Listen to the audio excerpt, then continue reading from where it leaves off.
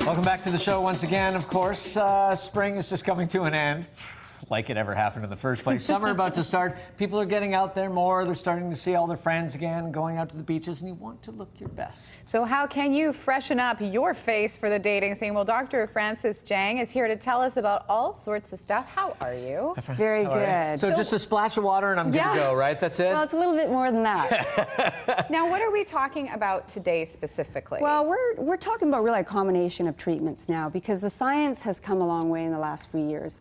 So the products now and techniques available that are safe and consistent. Yeah. Let's talk about the difference between Botox and fillers, because I didn't realize that there is a huge difference. There is a lot of confusion out there. So these are two technologies that came around about the same period of time in a cosmetic application. So Botox is really a protein. It's a prescription drug that is injected into muscles to quiet them down. So we're using it in all sorts of applications in medicine. Particularly in my case, as a dermatologist, we're using it in generally the upper part of the face to quiet those muscles down in between your eyebrows, forehead lines, crow's feet, to just make them look softer and, importantly, prevent them from getting worse. Okay. And then fillers, predominantly we're talking about hyaluronic acid fillers, the so-called Restylane, Perlanes of this world. These have been around in Canada for over a decade now. And so they've got this wonderful track record of safety. It's a natural product. It's basically a sugar molecule. And it, as well, is injected. But it immediately plumps up the area and hydrates the skin where it's placed. So generally we use it in this part of the face. So Botox for this part, and then fillers are used down here. Now, the fascinating thing to me that I didn't realize until it came up that you were coming on the show is that men do this too. I had no idea. Do you get a lot of men coming to look in fresher? Thank you for noticing, Fiona. Michael, you're looking fresh and young today. Oh, yeah. Well, the guys are kind of getting it now. So they're sort of seeing their better halves, let's say, looking good, looking better, maintaining themselves, and they're realizing they want this as well. And typically we'll see men in their 40s who generally take good care of themselves. They're going to the gym, they're eating right, but they're starting to see in their faces that they look a little bit, what I call environmentally stressed. Right. So a little bit of lining, a little bit severe looking, a little bit beaten up. And so that's where Botox and a little bit of filler used with restraint, because we don't want the guys to look primped up, can do a lot to make their face more match with the other half. Well, and I guess one of the other things that feeds into this as well is you're seeing a lot of people coming out of marriages in their 30s and 40s as well, and they are getting back out of the scene, and it really sort of makes you pause a little bit. That definitely can be a motivator. So we see that group of people as well. They're back on the dating scene. They want to look their best, and it's truly, I often say it's not about the wrinkle. It's very empowering for people. Okay, let's look at some before and afters. These are always amazing. We're going to start with the women. This is a huge transformation. Tell us what this woman had done. So this is Gail, and Gail is in her 50s. She's a very thin woman, and she's fair-skinned as well. So she sort of comes by her wrinkles a little bit more honestly, in a sense that genetically she'll be prone to getting a little bit more wrinkling and looking a little bit gaunt, one could say. So she came in with no real ideas, but what we ended up doing was putting Botox, as I talked about previously, in the upper part of her face, so in between her eyebrows, forehead lines, and her crow's feet. So she's gotten a little bit of lift. You can see her lines actually 2 weeks later look quite a bit softer.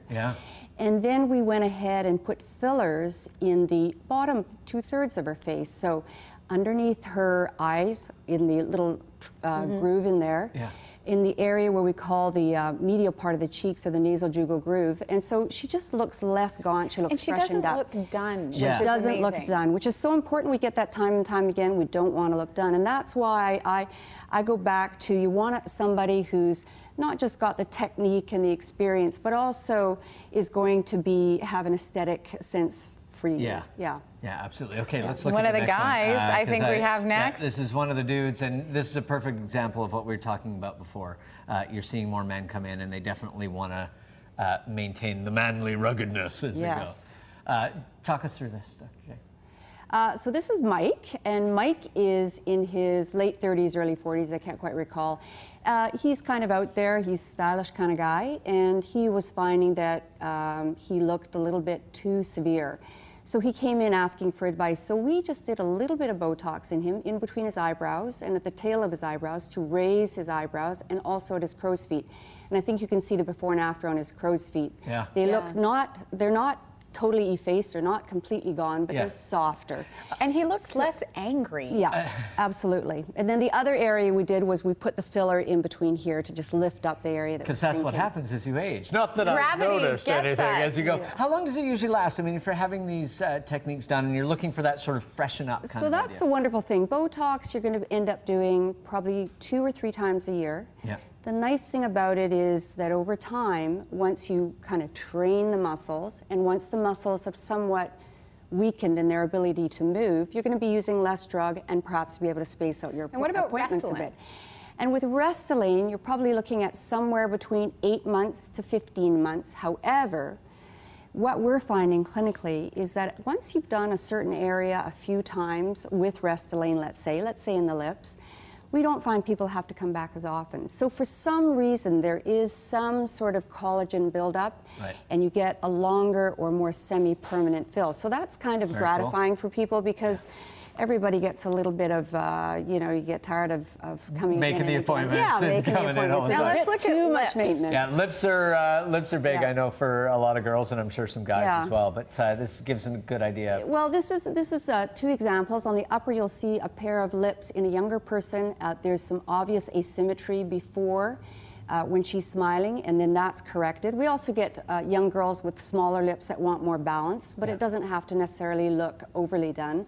On the bottom, we get the other group of people that have the shrinking lip, where they kind of disappear and there's a little bit of wrinkling around the mouth. And we should mention this is immediately post. So you get that bee stung look, but I can reassure you that within about 2 or 3 days, that look is gone. Yeah. Okay, I want to get to the last picture because people with acne scarring, I mean, what a life transformation this must have been for this person to get rid of those scars. Yeah, so we can't forget that dermatology is not just about making somebody from neutral to better. It's about somebody who has some real pathology. So here we have acne, and to reinforce that we just can't treat the acne, we want to treat the marks that follow the acne as well. And that's a combination of laser work and our chemical peels.